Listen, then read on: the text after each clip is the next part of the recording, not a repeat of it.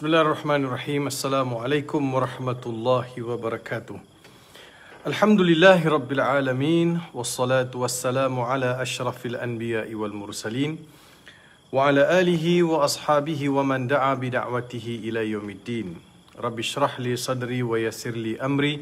Wahlul uqdatan min lisani yafqahu qawli. Wasaddid lisani wahdi qalbi bihaqqi Sayyidina Muhammadin sallallahu alaihi wasallam. Allahumma inni istawda'tuka ma'allamtani farduduhu ilayya inda hajati wala tunsini ya rabbal alamin, amma ba'd. Apa khabar sahabat-sahabat FB yang saya kasihi?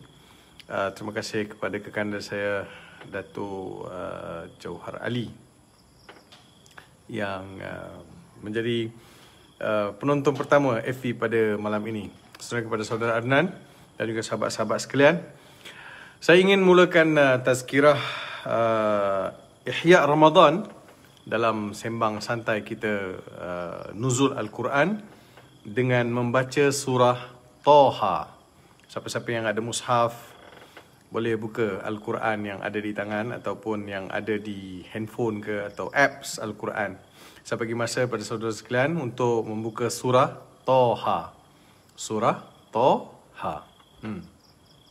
Surah Taha ini halaman 312 dalam mushaf Madani yang ada, yang cetakan Madinah. Halaman 312. Cuba saudara dan saudari capai dulu. Kita nak baca sama-sama ni. Kita tadarus sikit. Dalam 5 minit ke 10 minit kita tadarus sama-sama. Dalam baca tu saya akan cuba menjelaskan beberapa tempat hukum ke tajwid ke yang berkaitan. Boleh? Sudah bersedia? Surah Taha. A'udzu billahi minasy syaithanir rajim.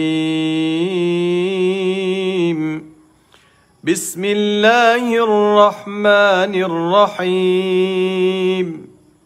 Taha ما أنزلنا عليك القرآن لتشقى إلا تذكرة لمن يخشى تنزيلا ممن خلق الأرض والسماوات العلى الرحمن على العرش استوى له ما في السماوات وما في الأرض وما بينهما وما تحت الثرى وإن تجهر بالقول فإنه يعلم السر وأخفى الله لا إله إلا هو له الأسماء الحسنى وهل أتاك حديث موسى إذ رأى نارا فقال لأهلهم كثوا إني آنست نارا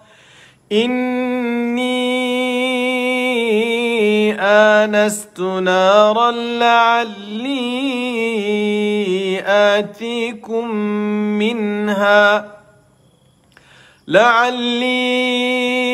آتيكم منها بقبس أو أجد على النار هدى فلما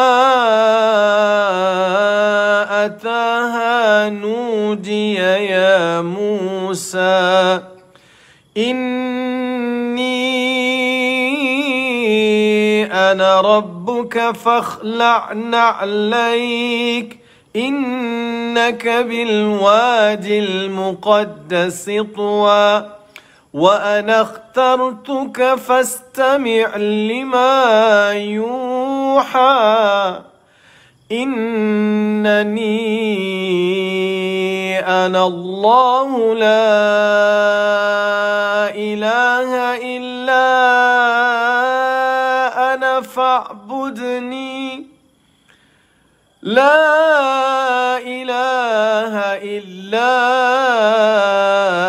أنا فاعبدني وأقم الصلاة لذكري إن الساعة آتية أكاد أخفيها لتجزى كل نفس بما تسعى فلا يصدنك عنها من لا يؤمن بها واتبع هواه فتردى وما تلك بيمينك يا موسى قال هي عصاي أتوكأ عليها وأهش بها على غنمي ولي فيها مآرب أخرى قال ألقها يا موسى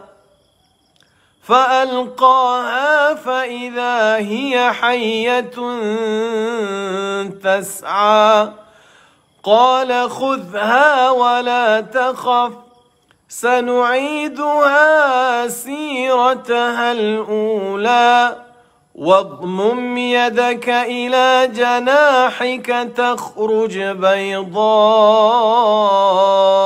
من غير سوء آية أخرى لنريك من آياتنا الكبرى اذهب إلى فرعون إنه طغى فقال رب اشرح لي صدري ويسر لي أمري واحلل عقدة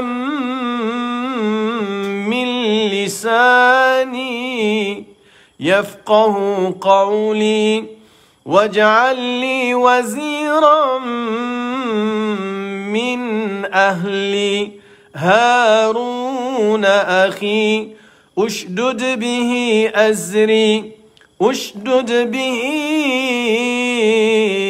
أزري وأشركه في أمري كي نسبحك كثيرا ونذكرك كثيرا إنك كنت بنا بصيرا صدق الله العظيم. Alhamdulillah. Sampai ayat yang ke-35 surah Toha. Kenapa saya mulakan dengan surah Toha? Kerana Allah Subhanahu wa taala memulakan surah ini dengan satu macam gambaran dengan pujukan kepada Nabi Muhammad sallallahu alaihi wasallam. Iya. Kita kan nak sembang mengenai nuzul Al-Quran. Sebelum ni ataupun semalam petang dalam 15 minit tazkirah saya bagi dalam perjalanan saya ke flat desa Meranti, Taman Medan. Saya dah bagi sikit tazkirah mengenai nuzul Al-Quran. Rentetan daripada itu saya nak bagi informasi yang lain. Saya nak ajak tuan-tuan untuk sama-sama lihat bersama saya mengenai apa yang ada dalam surah Toha dan bagaimana saya nak kaitkan surah Toha dengan nuzul Al-Quran. Baik, surah Toha ini saya ambil kerana pertama sekali dia telah mengubah Umar bin Al-Khattab daripada seorang yang bukan beriman kepada seorang yang beriman kepada Allah Subhanahu wa taala. Betul kan? Kan ceritanya Umar masuk Islam selepas dengar 5 potong ayat ni. Semua kita biasa dengar tak?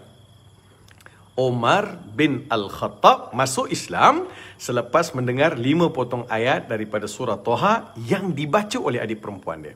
Ada pelbagai jalan cerita. Di antaranya, kalau saya boleh susun begini. Umar pada satu hari keluar daripada rumah untuk mencari Nabi Muhammad sallallahu alaihi wasallam. Kenapa Umar cari Nabi Muhammad? Sebab orang dah mula mengadu pada Nabi Muhammad sallallahu alaihi wasallam. Beritahu kepada Nabi Muhammad, orang sudah mengadu kepada Umar bin Al-Khattab bahawa, wahai Umar, masakan engkau berdiam diri sedangkan Muhammad telah menyebarkan agama dia di Mekah. Muhammad bawa agama baru ini telah memporak-porandakan Mekah. Anak berpisah dengan ibu, ayah berpisah dengan ahli keluarga. Jadi suasana tu sudah tidak harmoni, wahai Umar, kerana agama Muhammad ini semakin mendapat sambutan, semakin sudah tidak boleh kontrol agama Muhammad sedang tersebar di Mekah. Jadi orang datang mengadu pada Umar. Sebab apa? Sebab mohon Umar masuk campur ataupun minta campur tangan Umar. Umar, buatlah sesuatu. Sebab Umar ni orang semua tahu, orang takut. Dia ni gagah. Seorang yang sangat bengis, seorang yang sangat tegas, seorang yang luar biasa Umar ni. jangan buat hal. Umar ni sangat garang dan sangat luar biasa perwatakan. Cuba tuan lihat. Dia bila Umar keluar daripada rumah selepas mendengar pelbagai aduan, dan Umar sudah naik bingit dah aduan masyarakat awam ni atau penduduk Mekah ni kepada Umar supaya Umar bertindak buat sesuatu. Umar pacu kuda. Menuju cari destinasi di mana Muhammad. Dia tengah bawa kuda. Tengah laju bawa kuda, ada orang tegur. Hei Umar, kau mau ke mana begitu tergegas begitu? Kenapa? Kamu nak ke mana, wahai Umar? Umar kata, aku nak cari Muhammad. Kenapa dengan Muhammad? Aku nak penggal leher Muhammad. Kenapa kau nak penggal leher Muhammad? Sebab Muhammad telah menyebarkan agama di Mekah. Hei Umar, sebelum kau cari Muhammad, baik kau pergi tengok adik perempuan kau. Umar tanya, kenapa dengan adik perempuan aku? Adik perempuan kau dah ikut agama Muhammad. Selama ni Umar dengar agama itu masuk ke dalam rumah tangga orang, dalam bukan rumah Umar lah. Bila Umar dengar adik perempuan dia masuk Islam, sudah lain macam. Umar sudah bingit. Umar sudah sangat marah. Maka dia pun alakan kuda menuju ke rumah adik perempuan dia. Dia pergi sampai dekat rumah adik perempuan dia. Dia tinggalkan kuda di luar rumah dia. Sepak pintu, masuk dalam. Adik dia sedang membaca lembaran wahyu. Sedang membaca lembaran wahyu. Maksudnya ayat-ayat Al-Quran yang tertulis pada pelepah-pelepah tamar maupun di atas kulit-kulit binatang. Adik perempuan dia sedang membaca.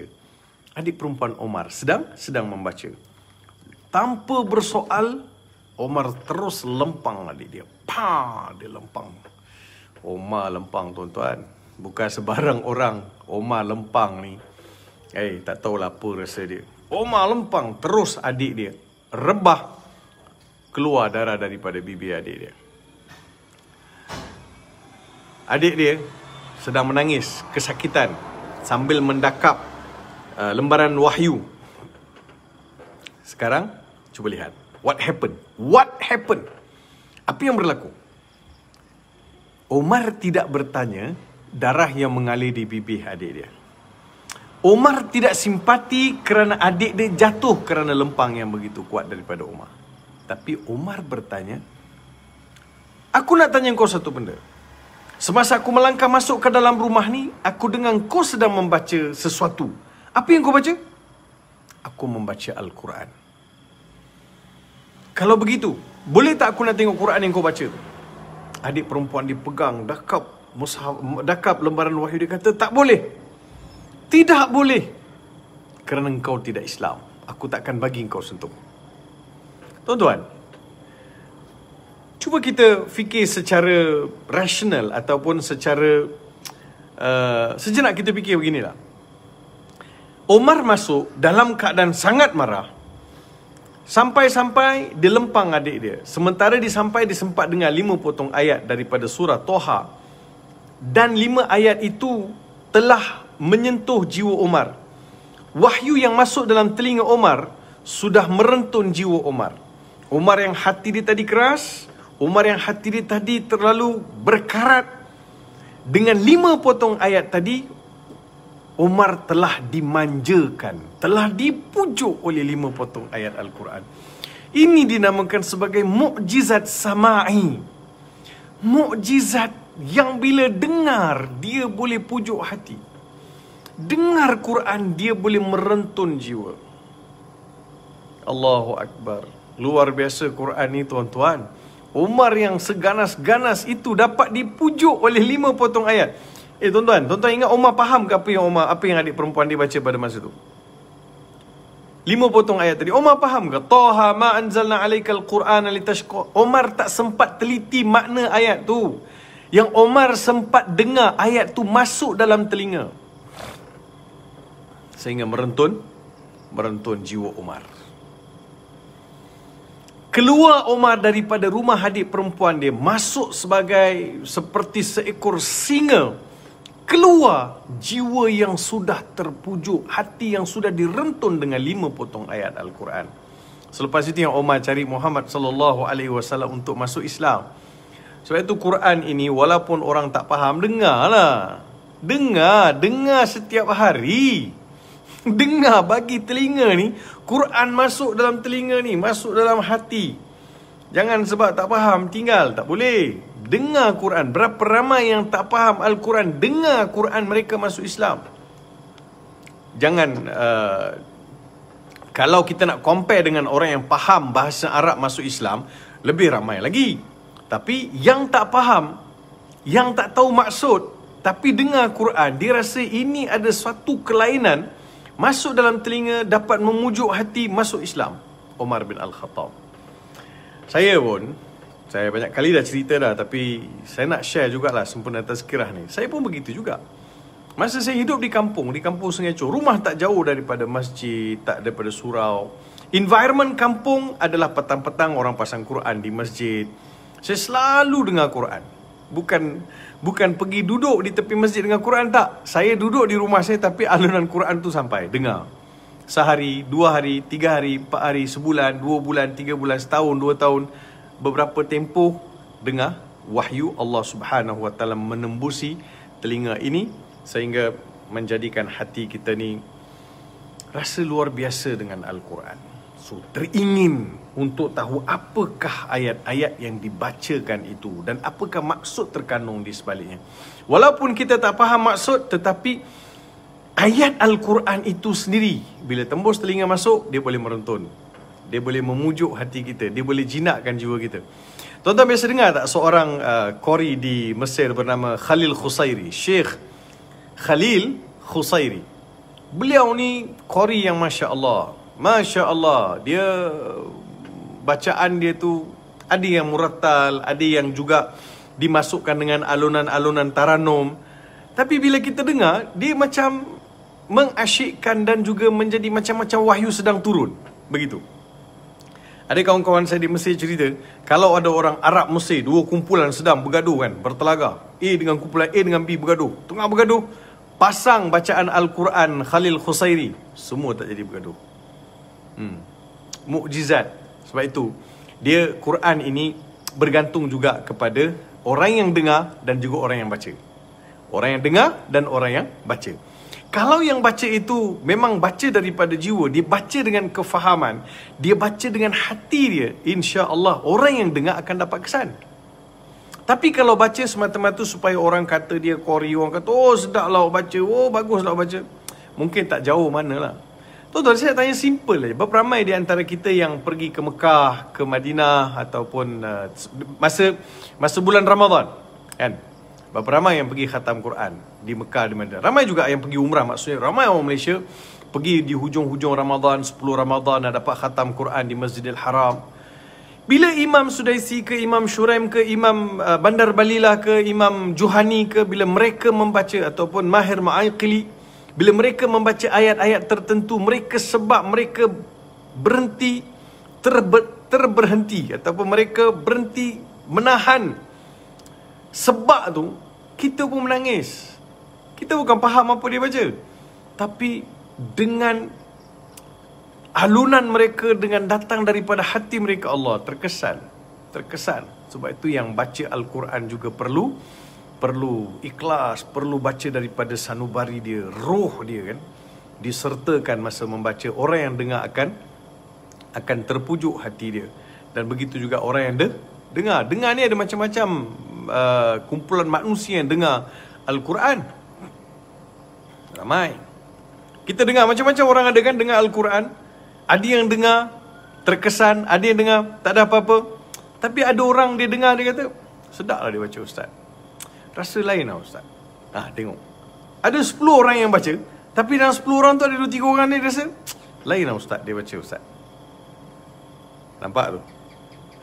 Guru saya masa saya dekat Jordan dulu, nama dia Sheikh Mahmud Abdul Qadir Idris. Sheikh Mahmud Abdul Qadir Idris. Semoga Allah merahmati beliau. Beliau meninggal pada tahun 2011 bulan 7 ke bulan 8 begitu.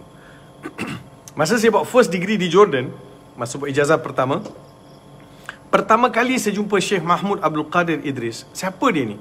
Beliau merupakan salah seorang pemegang sanad tertinggi dalam bacaan Al-Quran di Jordan. Boleh dikatakan pakar-pakar qiraat di Jordan ni kebanyakannya adalah anak murid Sheikh Mahmud Abdul Qadir Idris. Universiti Ahlul Bait telah melantik dia sebagai guru untuk mengajar Al-Quran. Beliau datang mengajar di universiti.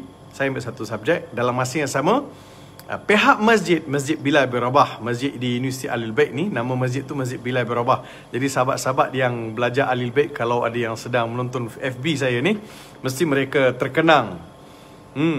Kenangan kita lepak iktikaf di Masjid Bilal bin Rabah. Ada satu corner tu, Syekh akan duduk di situ, akan membaca Al-Quran, kita akan bertalaki. First day saya pergi talaki dengan dia, saya baca surah Al-Fatihah. Memang itulah dia akan mulakan dulu. Dia kata, okey, baca surah Al-Fatihah. Jadi saya pun baca surah Al-Fatihah. Saya baca surah Al-Fatihah, A'udzu billahi minasyaitonir rajim. Bismillahirrahmanirrahim. Alhamdulillahi rabbil alamin. Alhamdulillahi rabbil alamin. Huruf A tu dekat 1 bulan saya betul. 1 bulan saya dibetulkan oleh Syekh surah huruf A saja.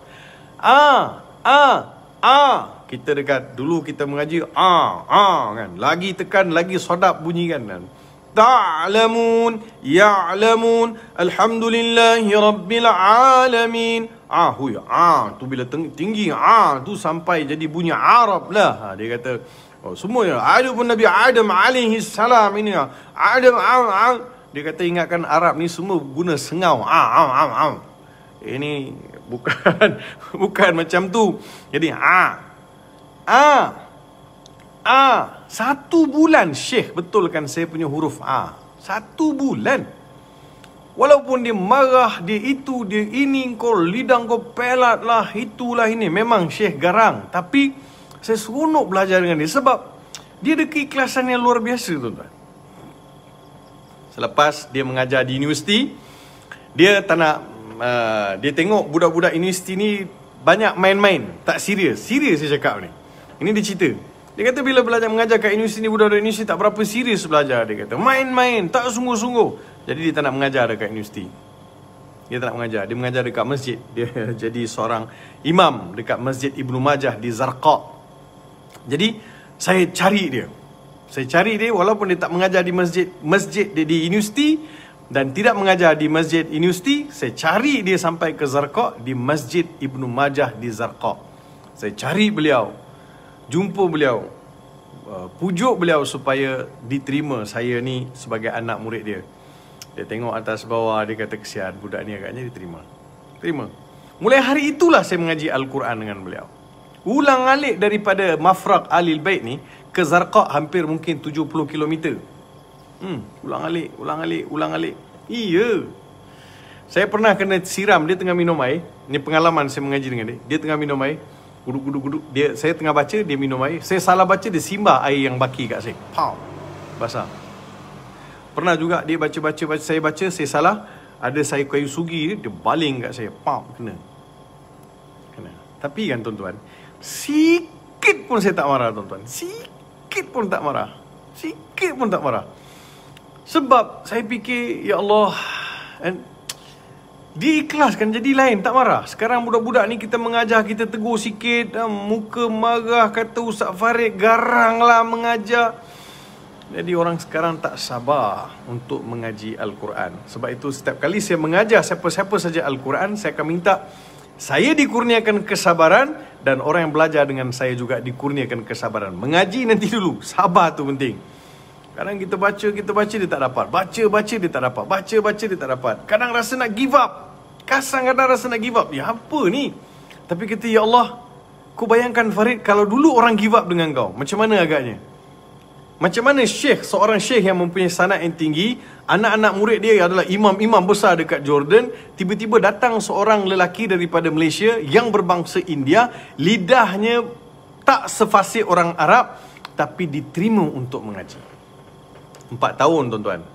4 tahun saya ulang-alik daripada masjid, daripada Mafraq ke masjid dia. 4 tahun saya ulang-alik, naik bas, 7 minggu ulang-alik.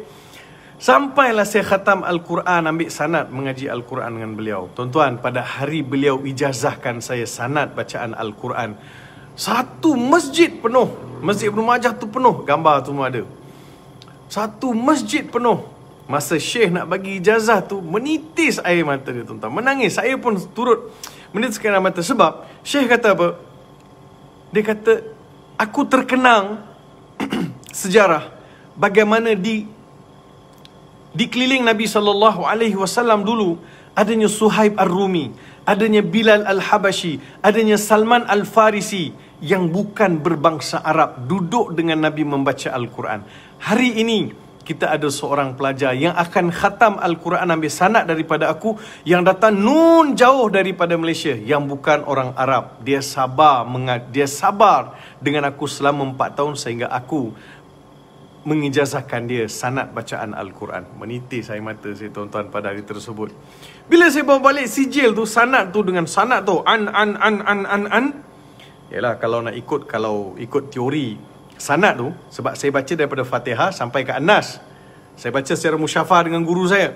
Kalau ikutkan tuan-tuan, bila sanad saya ada sanad ni, kalau ikut silsilah sanad tu, kalau saya cek daripada guru saya Syekh Mahmud Abdul Qadir Idris, sambung sanad sanad dia, sanad ke atas sanad, rantaian sanad tu hujungnya Jibril tuan-tuan. Hujungnya Jibril. Jadi sumber pertama adalah Jibril alaihi assalam.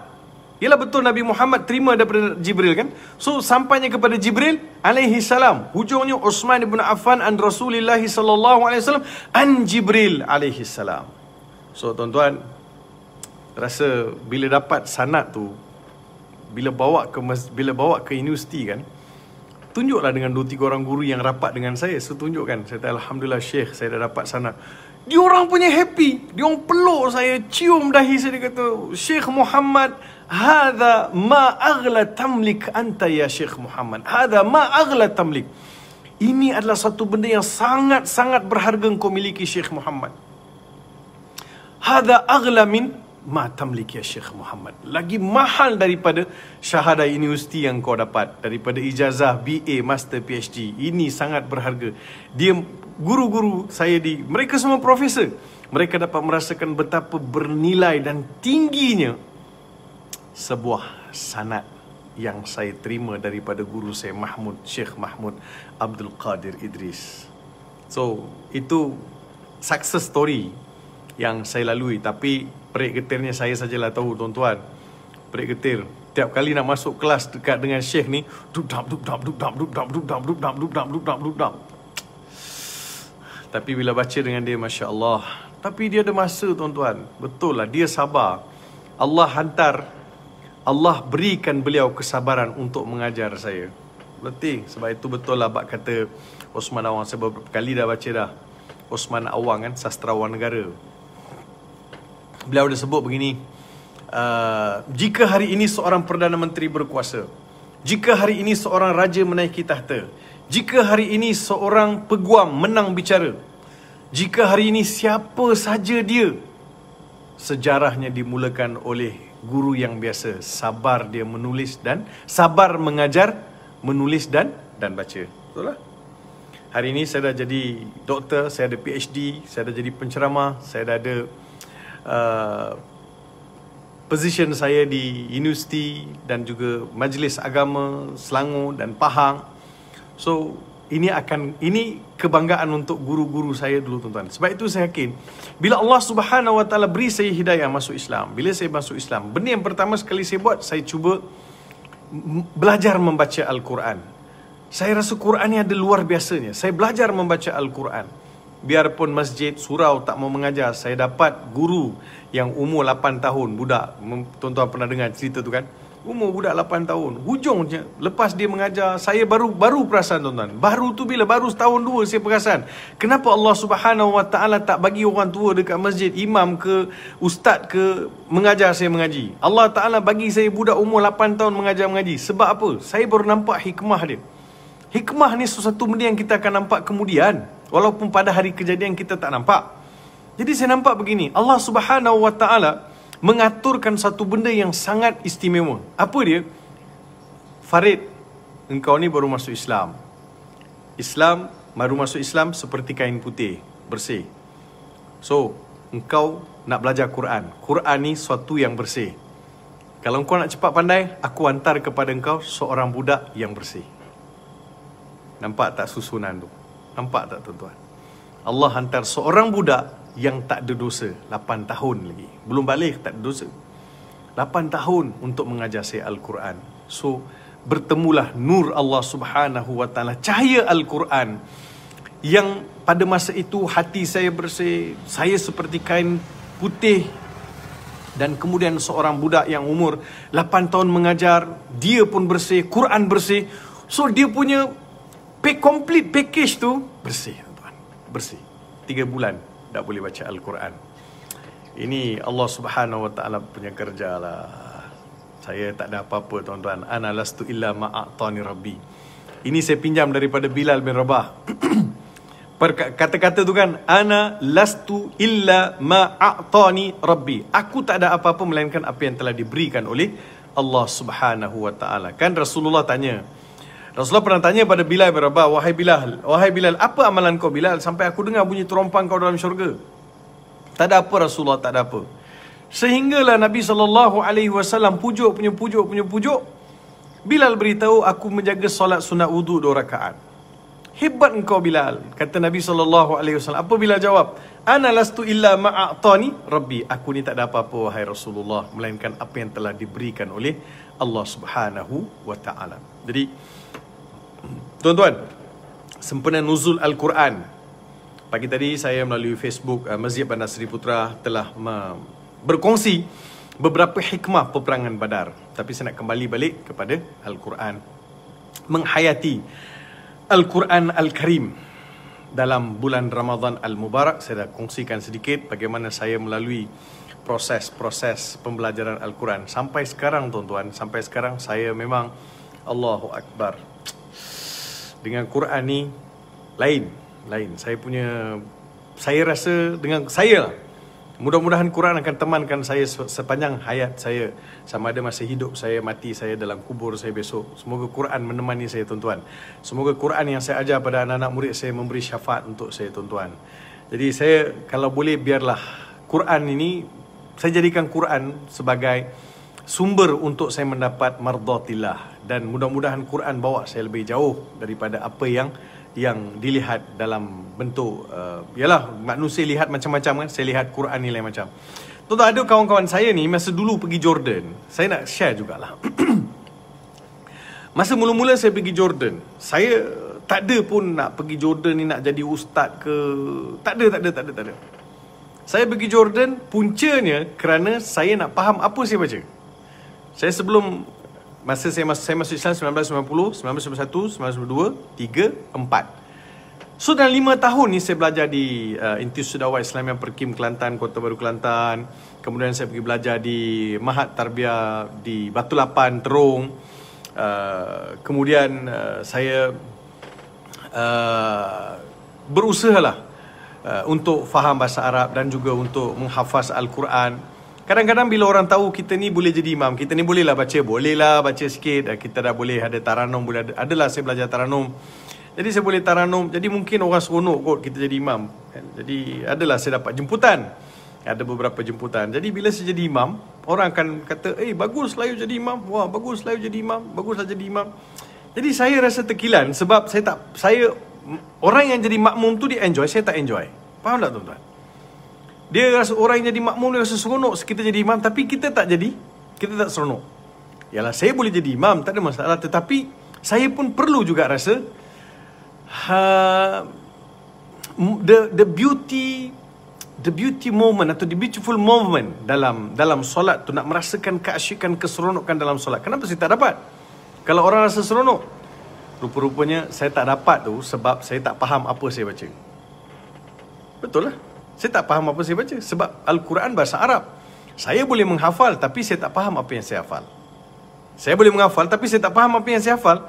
Jadi apa yang saya perlu buat untuk saya faham apa saya hafal? Saya kena belajar bahasa Arab. Maka saya ambillah langkah, panjang ceritanya, saya ambil langkah untuk pergi ke Jordan. Pergi Jordan, saya pun tak faham tuan-tuan, macam mana saya boleh tercampak ke Jordan. Saya pernah apply beberapa universiti yang lain, tapi dapat Jordan. Pergi Jordan, sampai di Jordan saya termenung. Satu benda lah, masa saya pergi Jordan, rasa sebab pun ada. Sebab saya dekat airport, orang lain semua, budak-budak lain semua nak pergi Jordan, satu kampung hantar, keluarga hantar kan. Saya pergi seorang-seorang saja. Ialah mana tidaknya keluarga dah marah saya masuk Islam, jadi mereka tak berapa sokong saya nak pergi Jordan. Sampai ada yang kata, kau nak pergi belajar agama? Dah lah masuk Islam, pergi belajar agama. Balik besok duduk masjid, sapu tak cicak. Saya kata saya nak pergi Jordan, saya nak belajar. Ni bukan nak untuk kerja. Saya pergi, saya nak belajar agama. Agama ni kena belajar. Kalau saya nak jadi seorang Muslim, saya kena faham apa itu Islam. Sebab itu saya nak pergi Jordan. Belajar kat sini tak boleh ke? Tak, saya nak pergi juga sana. Pergi Jordan. Sampai di Jordan, saya duduk tengok orang Arab. Allahu Akbar. Macam mana ni nak belajar bahasa Arab ni? Jauhnya langit tak tu patah haram. Saya tak boleh nak cakap saya ada bahasa Arab tinggi. Memang saya ambil SPM dulu, dapatlah kepujian. Tapi semua based on hafal. Pernah tuan-tuan pengalaman, saya sampai di Universiti Al-Ilbek Jordan ni, minggu pertama, saya dan kawan saya duduk di dom. Kami duduk dom, duduk asrama. Sebab memang peraturan universiti pada masa semua kena duduk dom. So kita kena pergi, saya dengan kawan saya sembang-sembang, kita kena ada alat-alat memasak. Sebab dia setiap dom dia bagi dapur kecil untuk masak untuk masak air, untuk bolehlah nak makan, masak Maggi ke apa. Jadi kata kawan saya, kita nak masak teh pun kita tak ada cerik. Jom pergi beli cerik dekat Pekan. Pergi Pekan Mafraq. Pekan Mafraq ni macam cowboy town lah tuan-tuan. Kampung. Kami dulu masa kat Al-Ilbek dekat Universiti Mafraq dulu memang kena perli dengan budak-budak yang duduk universiti kat bandar ni, Universiti Yarmouk ke, Irbit ke, ataupun di Universiti Aman, di Capital Aman. Dan beliau Mafraq ni kampung, hampa tidur dengan ayam tidur, hampa pun tidur lah. Macam tu lah, macam-macam ayat-ayat perli tuan-tuan. Kesian kami, budak kampung, universiti kampung. Tapi tuan-tuan, banyak universiti kampung yang hebat-hebat tau. Oxford pun universiti kampung, Cambridge pun universiti kampung. Saya kata, ni apa ni, tak ada apa-apa ni. Kampung, universiti tu dia adalah kampung, village, environment di village. Tapi ramai sarjana, research hidup, akademik dia hidup. Tak apalah, Universiti Al-Ilbek pun kampung lah tuan-tuan. Pergi ke Pekan nak beli cerik. Sedangkan saya tak tahu cerik dalam bahasa Arab apa. Kawan saya yang ikut sekali pun tak tahu cerik dalam bahasa Arab apa. Sampai dekat kedai yang jual alat-alat, barang-barang dapur ni, bagi tahu dekat Arab, cakap macam ni, maujud hakaza, ada tak yang macam ni? Dia kata, apa ni? Shu. Dia kata, apa dia? Maujud hakaza. Dekat 15 minit dia pening kepala. Dia ambil barang tu tunjuk, ambil barang ni tunjuk, ambil itu. Bukan yang ini. Lepas tu kawan saya kata, kau cakap lah air. Lepas tu syai. Dia kata, syai, nar, gulu. Bagi tahu. Sehinggalah Arab tu faham. Ibrik, dia kata. Ibrik, dia pun ambil, dia tunjuk. Yang ni ke? Hadha. Ini ibrik. Tuan-tuan, perkataan ibrik pun tak tahu masa tu. Dalam Quran ada berapa kali sebut abariq, cerik, kendi-kendi kan. Quran sebut. Dulu masa dekat Jordan, cerik pun tak tahu apa maksud dia. Apa nak beli cerik pun tak tahu dalam bahasa Arab. Struggle, betul-betul struggle. Tapi saya bersyukur sebab saya ada ramai kawan orang Arab, saya ada ramai kawan-kawan yang orang kampung. Bila saya duduk di luar, saya ada keluarga angkat orang Arab. Memang saya akan ikut dia orang pergi kampung, duduk di kampung. Cuma tak sempat kahwin dengan Arab je tuan-tuan. off record. Jadi tuan-tuan yang saya kasih sekalian, ini perjalanan hidup. Semua itu, semua yang saya lalui adalah bagaimana rehla saya dalam menuntut ilmu dan juga mendalami Al-Quran. Kalau hari ini saya dilantik sebagai hakim tilawah peringkat kebangsaan, ialah sebelum ni lah, dan hakim di peringkat negeri, semua ini adalah pengorbanan yang saya lalui. Saya tak minta saya dilantik, dan saya tak minta untuk jawatan-jawatan, tapi saya suka bila saya membaca Al-Quran, saya baca dengan nada yang betul, saya baca dengan hukum yang betul, saya baca dengan nada yang betul. Itu satu kepuasan untuk saya. Itu satu kepuasan untuk saya. Jadi surah Toha yang kita mulakan tadi kan, 5 ayat pertama, sehingga ada ulama sebut 5 ayat pertama ni boleh jadi penawar, Ustaz. 5 ayat pertama boleh jadi penawar? Macam mana tu? Anak-anak yang nakal, anak-anak yang degil, anak-anak yang agak hyperaktif ni, baca 5 ayat, tiup dekat ubun-ubun dia. Try lah tuan-tuan. Ini amalan yang orang tua-tua aja. Ada dalam kitab-kitab lama pun ada sebut. Boleh nak cuba. Boleh nak cuba. Dengan keyakinan. Yakinlah Al-Quran ni semuanya syifa. Al-Quran semuanya adalah penyembuh. Sebab salah satu nama Al-Quran adalah penyembuh. Baca 5 ayat ni, tiup pada ubun-ubun anak-anak kita untuk dibacakan 5 ayat ni. Toha ma anzalna alaikal Qur'ana litashqa. Ulama mengambil iktibar atau ibrah apa yang berlaku ke atas Umar bin Al-Khattab. Itu kalau anak yang nakal. Kalau suami yang nakal, nak tiup kat mana Ustaz? Ini soalan biasa. Kalau suami yang nakal, tiup aja dekat air yang nak dihidang kat dia. Tiup, pastikan air itu bukan air yang masak lah, bukan air yang disentuh oleh api. Tiup kan, mudah-mudahan dia pun dilembutkan hati. Banyakkan selawat, banyakkan baca ayat-ayat ni. Kak Jah, Kak Su, Kak Ti kat rumah tu bila memasak tu, banyakkan zikir-zikir, banyakkan selawat. InsyaAllah suami makan, suami akan jadi sihat, suami akan jadi lebih penyayang, suami akan lebih lembut jiwa dia tu. Tak adalah ganas, sikit-sikit marah, sikit-sikit marah. Ramai orang mengadu, suami bulan puasa pun ramai yang mengamuk, marah-marah ni. Janganlah bang, setan dah kena belenggu dah. Yang terlepas ni saya tak tahu yang mana satu. Jadi tuan-tuan dan perempuan, sahabat-sahabat yang saya kasih sekalian, merujuk kepada nuzul Al-Quran, saya dah sebut syahrul Ramadan alladhi unzila fihi Al-Quran hudan linnas wa bayyinatin minal huda wal furqan faman syahida minkum asyhara falyasum. Allah pilih bulan Ramadan untuk turunkan Al-Quran. Saya sebut dah sebelum ini, bulan Ramadan mulia bukan kerana puasanya, bukan kerana qiyamnya, bukan kerana sedekah jariah yang kita buat. Bulan Ramadan ini mulia kerana Qurannya. Oleh yang demikian, Quran yang menjadikan bulan Ramadan ini mulia. Kenapa malam Lailatul Qadar ini malam yang luar biasa, malam yang paling mulia, sebaik-baik malam dalam satu tahun? Kerana pada malam itu Allah pilih untuk turunkan Al-Quran Al-Karim. So kita mesti baca Al-Quran. Saya nak pesan kepada tuan-tuan sebagai penutupnya, 5 wasiat ataupun 5 pesanan daripada Syekh Abdul Hasan Ali An-Nadawi, seorang sarjana daripada benua India. Beliau ada banyak tulis kitab dan banyak mengarang, telah banyak mengubah landscape pemikiran orang Arab. Kalau tuan-tuan lihat, tuan tahu tak, Rabita Al-Alam Al-Islami itu adalah idea daripada Abdul Hasan Nadawi. Begitu dengan Majma' Al-Lughah Al-Arabiyyah Al-Alamiyah pun begitu juga. Itu juga idea daripada Abdul Hasan Ali An-Nadawi. Kalau nak susun sumbangan dan keterlibatan beliau dalam dunia Islam cukup banyak, tapi saya nak sebut 5 wasiat beliau kepada umat Islam. Boleh tuan-tuan? 5 wasiat. Pertama sekali, wasiat itu disebut sebagai kewajipan kita terhadap Al-Quran. Kewajipan kita terhadap Al-Quran. Pertama sekali, Al-Quran mesti dipelajari. Saya mesti belajar membaca Al-Quran. Sehebat mana pun saya mesti kena belajar baca Al-Quran. Biarpun saya ini sudah ada sanad, biarpun saya ini sudah ada pelbagai ijazah dan sijil, tapi ini tidak bermaksud saya terhenti mempelajari Al-Quran. Al-Quran ini adalah lautan. Lau kana al-bahru midadan li kalimati rabbi lanafida al-bahru qabla an tanfada kalimatu rabbi walau ji'na bimithlihi madada. Kalaulah ilmu, lau kana al-bahru midadan li kalimati rabbi, kalaulah lautan 7 lapisan laut ini, 7 benua laut ini jadi sebagai tinta, sebagai dakwat, lalu diambil air ini untuk menulis ilmu-ilmu Allah Subhanahu wa ta'ala, air lautan akan habis, ilmu Allah tidak habis. Begitu juga dengan surah Luqman, Allah Ta'ala sebut, min syajaratin aqlam. Kalaulah pokok-pokok itu dijadikan sebagai pena, celup air laut itu sebagai tinta ditulis, kayu di atas daratan semua akan habis. Lautan, air lautan juga akan habis, tapi ilmu Allah tidak akan habis. Oleh yang demikian, hebat macam mana pun, termasuklah ilmu Al-Quran tidak akan habis. Tidak akan habis. So, kena cari guru, belajar. Baca. Jadi, cari guru baca.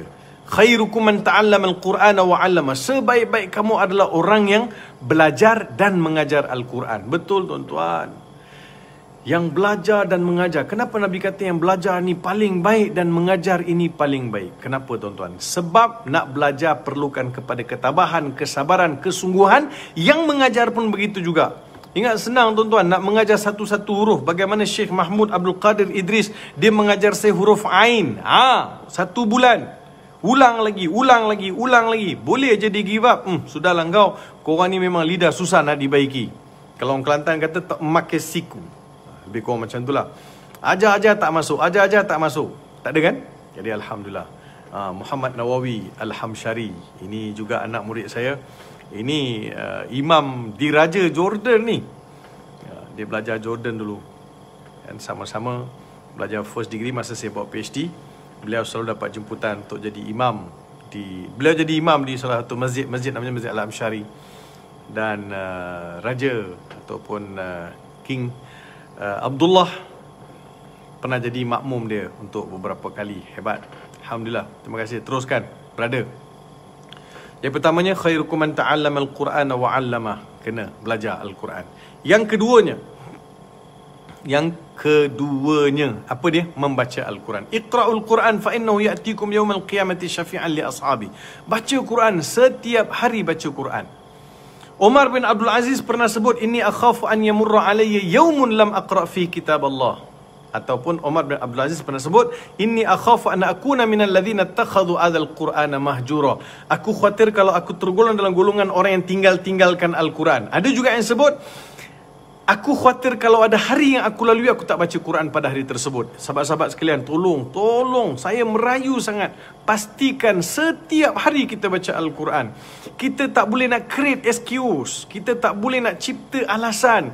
24 jam takkan tak ada masa 10 minit untuk baca Al-Quran. Kita ada banyak masa untuk membaca Facebook. Kita ada masa untuk membaca WhatsApp. Kita ada masa untuk melayari IG. Kita ada update. Macam-macam kita buat. Tapi untuk Quran takkan tak ada masa, tuan-tuan. Takkan tak ada masa. Macam mana kita nak jawab besok dengan Allah Subhanahu Wa Taala? Kalau hari ni saya tak makan, saya rasa lapar. Kalau saya tak minum, saya rasa dahaga. Tapi kalau saya tak baca Quran, saya ada rasa apa? Kalau tak rasa apa-apa, kita tak ada hubungan baik dengan Al-Quran lah, tuan-tuan. Kita mesti ada rasa gundah gulana pada hari tersebut.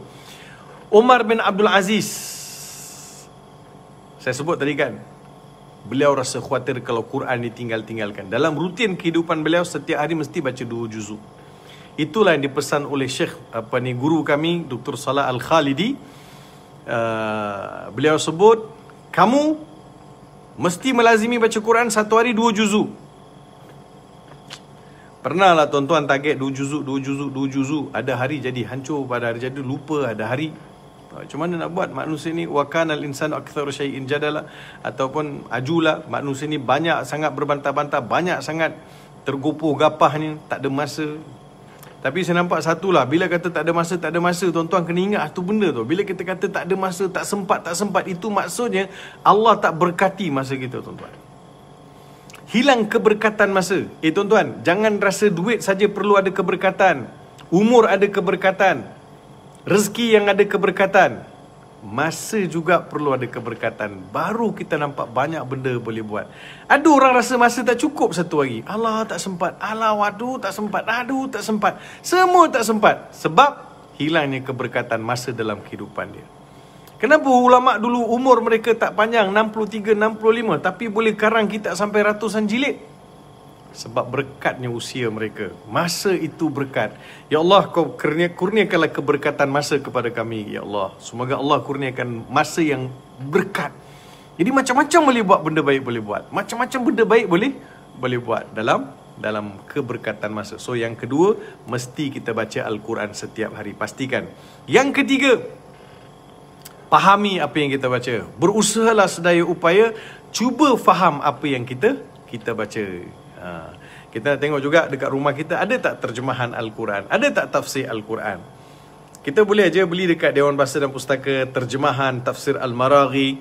Ada seorang tokoh juga yang sebagai mufassir muasir semasa, walaupun ada orang mengkritik beberapa idea beliau, tetapi sebagai pembacaan tak salah untuk memiliki tafsir Munir.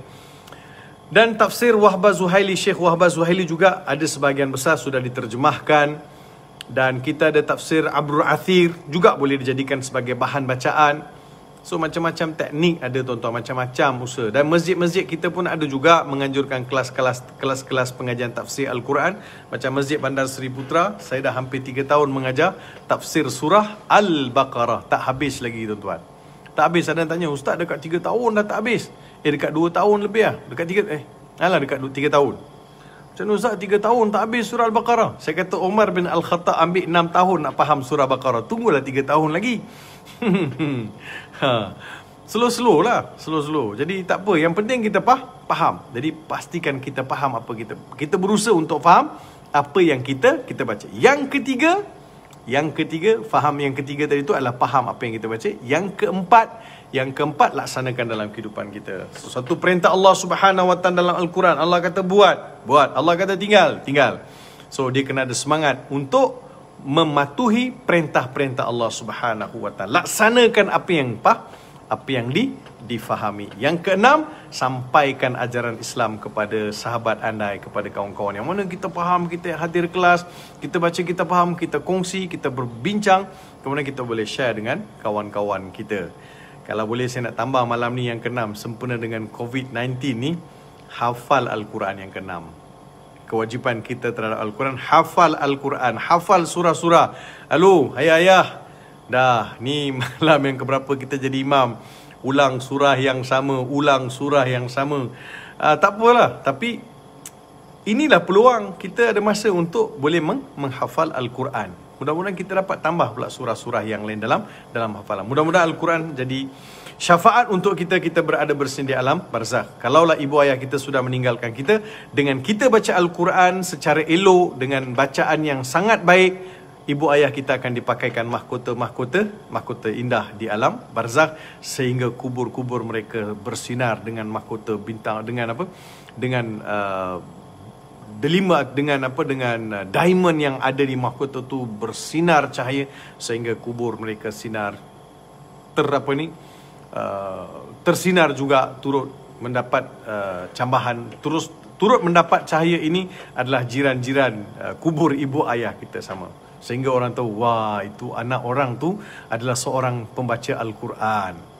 Kan? Betul kan? So tuan-tuan, puan-puan yang saya kasih sekalian, cukup setakat itu. InsyaAllah besok saya ada ziarah asnaf. InsyaAllah hari Khamis kita akan cuba. Hari Selasa, hari Isnin esok Selasa, Rabu.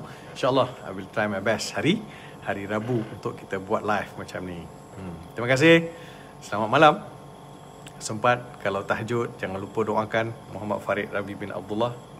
Doakan juga kaum muslim yang lain. Semoga Allah Subhanahu Wa Taala beri kita kesejahteraan, keafiatan dan hidup dalam aman damai. Yang penting mendapat keredaan Allah. Kita tutup dengan doa. Auzubillahi minasyaitonirrajim. Bismillahirrahmanirrahim. Alhamdulillahirabbil alamin. Wassalatu wassalamu ala asyrafil anbiya'i wal mursalin wa ala alihi washabihi ajmain. Allahumma ij'alna minal ladzina yastami'una al-qawla fayattabi'una ahsana. Allahumma aghnina bil ilm wa zayyinna bil hilm wa akrimna bit taqwa wa jammilna bil afiyah. Subhanaka la ilma lana illa ma 'allamtana innaka antal alimul hakim.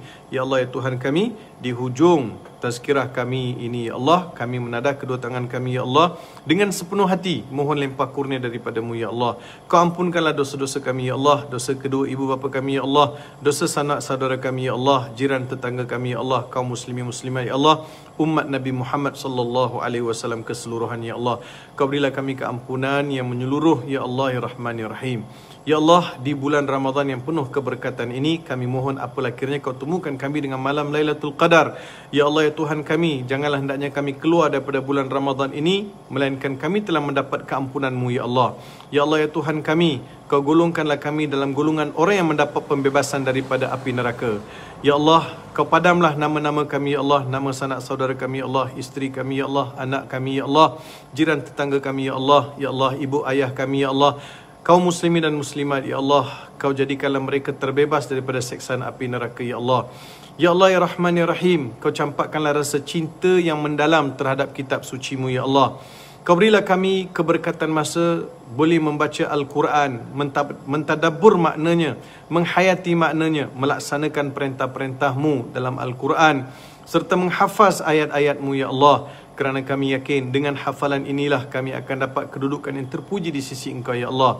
Ya Rahman ya Rahim, permudahkanlah untuk sahabat-sahabat kami untuk membaca Al-Quran yang masih merangkak-rangkak ya Allah. Kau rungkaikanlah simpulan di lisan mereka ya Allah. Kau berilah mereka kelancaran dalam membaca Al-Quran ya Allah. Ya Allah ya Rahman ya Rahim, Kau jadikanlah generasi kami, anak pinak kami, sanak saudara kami semua generasi Al-Quran. Cintakan Al-Quran, hidup dengan Al-Quran, mati pun dengan Al-Quran. Ya Allah ya Rahman ya Rahim, Kau berkatilah kehidupan kami di dunia dan di akhirat. Ya Allah, seperti biasa ya Allah, kami tidak putus-putus mohon kepada Engkau, Kau segerakanlah penyembuhan ke atas negara kami ini daripada COVID-19 ya Allah. Ya Allah ya Rahman ya Rahim, Ya mujibas sa'ilin, la ilaha illa anta subhanak, inna kunna minal zalimin. Rabbana atina fid dunya hasanah, wa fil akhirati hasanah, wa qina adhaban nar. Wa sallallahu ala Sayyidina Muhammad wa ala alihi wa sahbihi wa baraka wa sallam. Subhana rabbika rabbil izzati amma yasifun, wa salamun ala al-mursalin, walhamdulillahi rabbil alamin. Sehingga bertemu kembali. Untuk itu saya sudahi dengan lafaz yang mulia. Assalamualaikum warahmatullahi wabarakatuh.